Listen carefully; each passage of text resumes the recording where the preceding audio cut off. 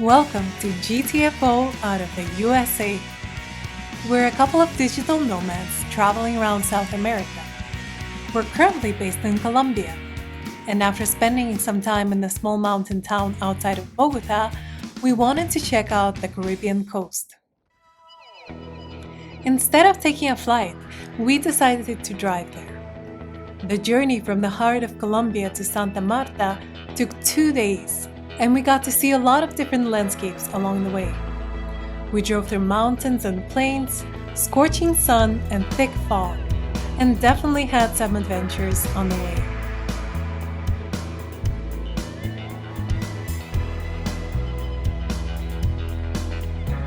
But when we finally got to the coast, we realized that the journey was definitely worth it.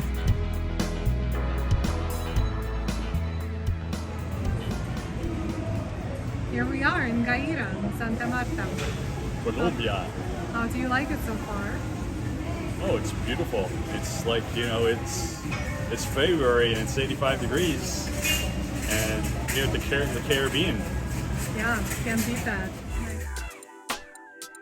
The Caribbean coast of Colombia is pretty unique because it features 19,000-foot tall mountains of the Sierra Nevada de Santa Marta rising against the stunning backdrop of the turquoise waters of the Caribbean. And this is definitely the reason why we wanted to check out Santa Marta. So we just checked into our Airbnb here in Santa Marta. Now I'll give you a quick tour. Here we have a kitchen. This place has a washing machine too, which is over there in that corner. Nice living room. Here's the main bedroom, which has a workstation for me. Has a nice big walk-in closet and a bathroom. This place actually has 3 bathrooms. One in the living room, one in the second bedroom. The second bedroom has 2 beds in case you're here with your kids, and a bathroom too. But check out, the main attraction here is this awesome patio where you can watch the sunrises over the Sierra Nevada de Santa Marta. Nice, beautiful mall here. It's within walking distance from our Airbnb. So, we can go and get some food, some ice cream, coffee.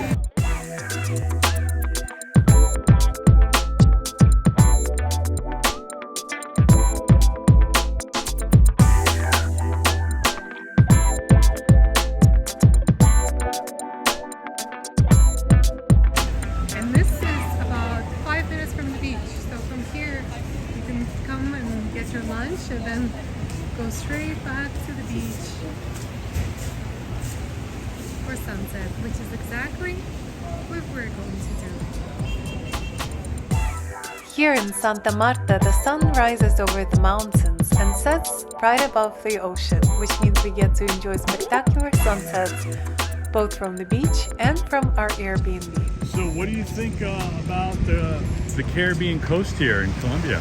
Oh, I love it. And I especially love the fact that, we were in the mountains just like a week ago, and Colombia has so much geographic diversity that you don't have to go to a different country to go to the beach. You can just fly here or you drive. We drove.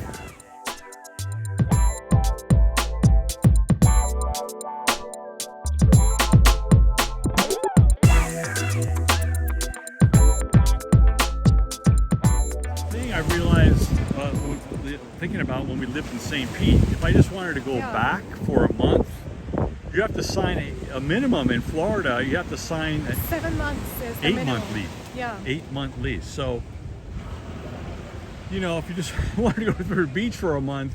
Yeah, once you get tired of the heat, go back to, a cooler climate. But it's definitely been nice, going for a swim every morning. We're 5 minutes from the beach, so we can literally go in the morning and in the afternoon for sunset. Speaking of sunset.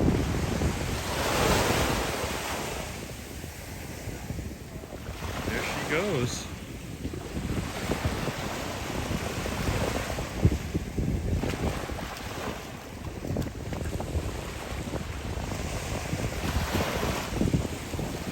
Beautiful.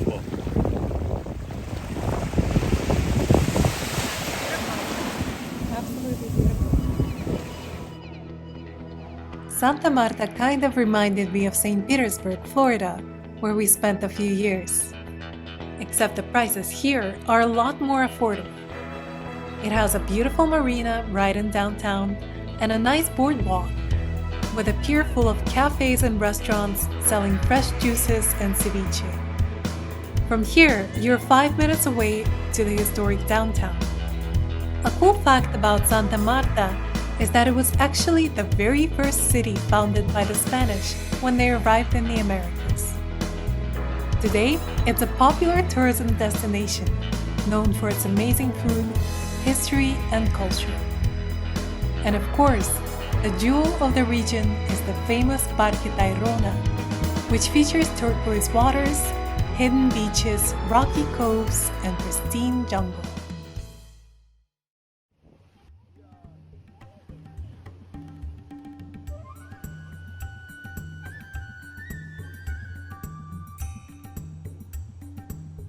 Within a day's trip from Santa Marta, you can visit not only Parque Tayrona, but many other attractions, like the 1500-year-old archaeological site of Ciudad Perdida hidden in the Sierra Nevada, waterfalls of Minca, or to see the famous Carnival in Barranquilla. You can also take a 2-hour bus to Palomino, a quaint bohemian town with a strong international presence.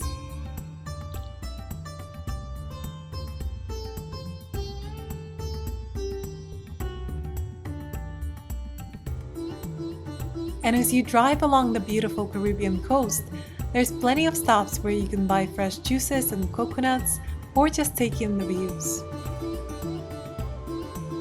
Also, a day trip away from Santa Marta is the birthplace of Gabriel Garcia Marquez. Nobel Prize laureate Gabriel Garcia Marquez was born and lived the first of his life here in the town of Aracataca. There's the house museum of Gabriel Garcia Marquez is located here, and also some like fun, famous things like a train station that is mentioned in a lot of his novels. So this town is actually the protagonist for Macondo, the fictional, town that is featured in his novels like 100 Years of Solitude. But it's not like there's nothing to do in Santa Marta itself. It has a lot of historic architecture, a famous gold museum, plenty of restaurants, and a vibrant nightlife.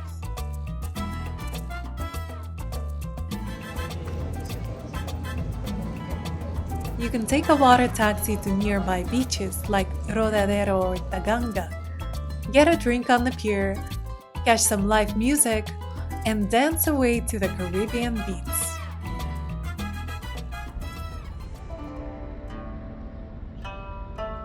We're staying a little bit outside of historic Santa Marta, in a town called Gaira, which is a lot more laid back.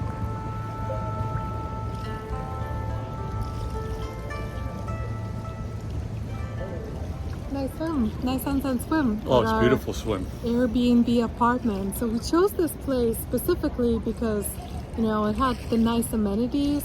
Like it's 5 minutes walk from the beach, but there's also like cafes and stores you can walk to. Because when we came to Santa Marta, but not like for a weekend like most people do. We're not tourists, we're actually nomads. So we wanted to have like a comfortable place where we can stay for a month, right? Which translation means you are living, you take your home with you. Yeah. It means wherever you are, that's your home. Yeah, so what that means is like we have to work, we have to like exercise. So we have a lot of like criteria that we look for in a place. Nuances of a nomad living in a foreign country. You have to do some research, plan things out, and you have to experience. You have to go out and you have to go try it. You can't just look it all up on the internet or ask AI. You have to actually do it in real life. Yeah, and see if it's your vibe, if you like it. This is a little more quiet. There's not as much entertainment as, for example, like cities like Medellin. There's a big expat community. There's a lot of like cool co-working spaces, and also like events like music and everything. The same in Bogota, there's a big expat community. I don't think Santa Marta has an expat community? What do you think? No, not at all. It's still up and coming. I mean, Cartagena's been kind of steals the limelight. But that's an opportunity too. Like if you're looking to maybe invest in a place, I think Santa Marta is going to experience a big boom. It's like I wouldn't say like Tulum, but Tulum has a lot of building. More like Playa del Carmen. More like Playa del Carmen, but it's smaller in Playa. It's not as congested. Yeah. By any stretch, and not as populated. You know, it's just not a big tourist spot. And the best thing, we drove here. We didn't have to fly. We didn't have to leave the country. I mean, this is the beauty of living in Colombia. You get the mountains, you get the coast. It's a little bit of everything. Yep. And there's 2 smart grids here, and they're building a 3rd one. So that's what I like about Santa Marta, is that it has the infrastructure, right? Yeah, it totally has the infrastructure where other surrounding areas. Well, Cartagena has a lot of infrastructure also, but it's hotter for one thing. Yeah, and it's mostly like catered to tourism, so it's more expensive. It's way more crowded. Like comparing the beaches here. The beaches are nicer here. I've been to Cartagena. Yeah, Cartagena. And there's less tourists here in the area we're in. Yeah. Also a caveat: we're not staying in Santa Marta proper. We're actually staying in Gaira, which is like a suburb of Santa Marta. 20 minutes away. Yeah, here, like for example, like the public beaches here in Santa Marta, the famous ones are Rodadero, there's the Ganga, but they're not that nice. You know, they're super crowded. A lot of people go there, and here we go to the beach. It's like so pleasant, so relaxing. There's barely anybody like harassing you to buy stuff. There's still like vendors, right? Right. You can buy your coconuts, you can get a massage, you can get some chot skis. Even like there's a guy with a ceviche cart. You can get pineapple and papaya and mango delivered to you, mango. Then you can have ceviche on the beach. But yeah, this is definitely a more upscale area. And what I love about it is that like you can actually swim in the ocean. The waters are calm. Like for example, we went to Palomino, and Palomino was nice, but like the beach there is very small and the waves are I can tell you from my experience, you got to be a really experienced swimmer, surfer. It's more for like surfing. Yeah. Because the currents in the Caribbean here are strong. Yeah, and the Palomino in general has this like surfer town vibe. It doesn't have a lot of infrastructure. It's hippie. It's a lot more hippie. But we have a video on Palomino as well, which I'll link below.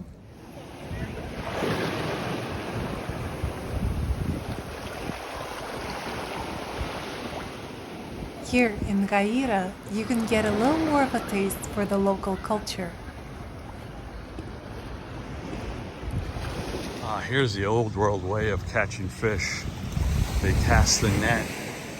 They've been out here for over a half hour, an hour bringing these in. I don't know how much fish they catch, but this is, you got 10 guys reeling in a net for a small amount of fish.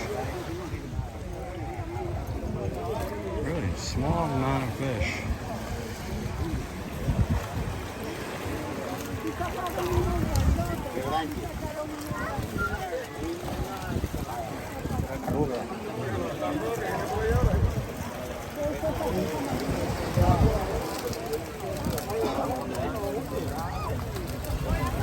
Speaking of fish, Santa Marta has a famous aquarium where you can actually feed and pet the sharks, which is pretty unique.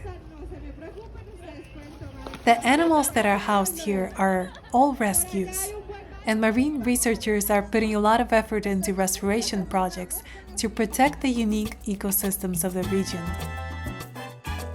You can see amazing sea turtles that live in the waters around Santa Marta and Parque Tayrona, as well as other species of fish and sea creatures.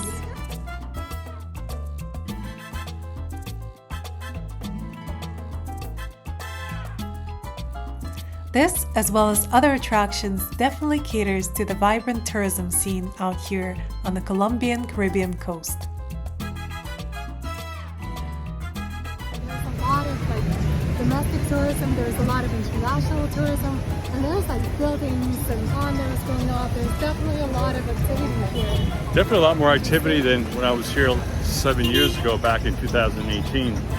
this is all the new broadwalk that they have for tourism.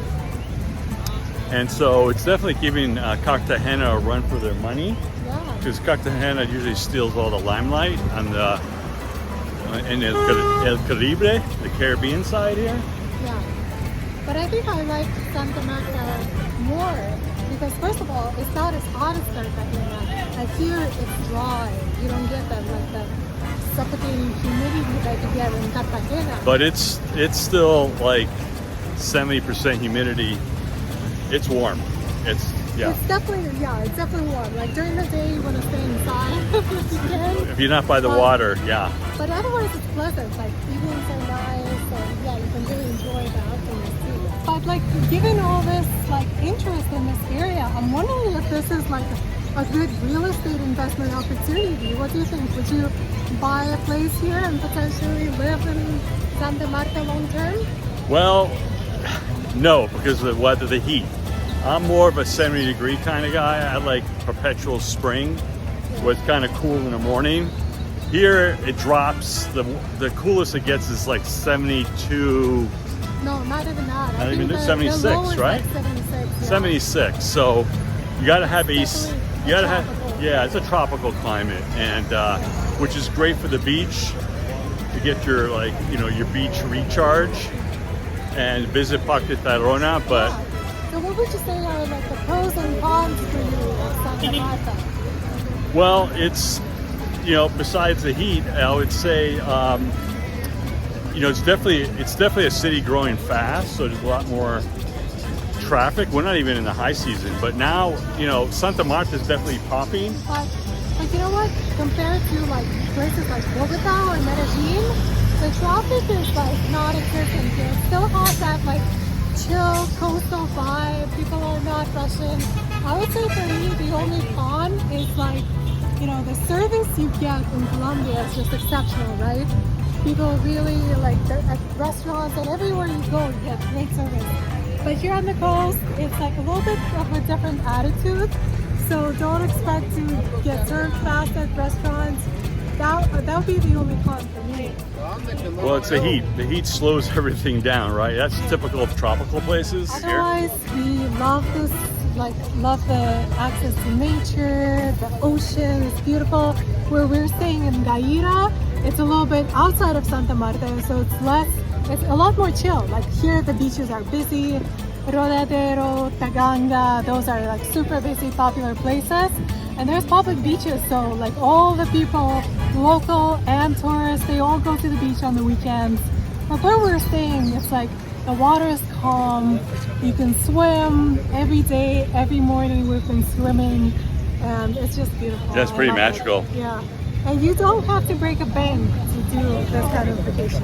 Yeah, this is not in the realms of like Tulum, Mexico. Not even close. Not even close. We were there last year. Yeah, that's like super expensive. And it's just as beautiful, if not more. I mean, Parque Tayrona is like one of those places that you absolutely have to visit. If you have a chance, like it's incredible. Yeah. If you want warm weather, beautiful nature and beaches, in a setting that combines both mountains and the coast, Santa Marta is definitely a place to consider. With its rich history, culture, amazing food, and stunning natural beauty, it is truly a gem. We're going to do a separate video about Parque Tayrona and Palomino, so make sure you subscribe to our channel. And if you like this video, please hit the like button and tell us in the comments what other places in Colombia we should cover. Until next time.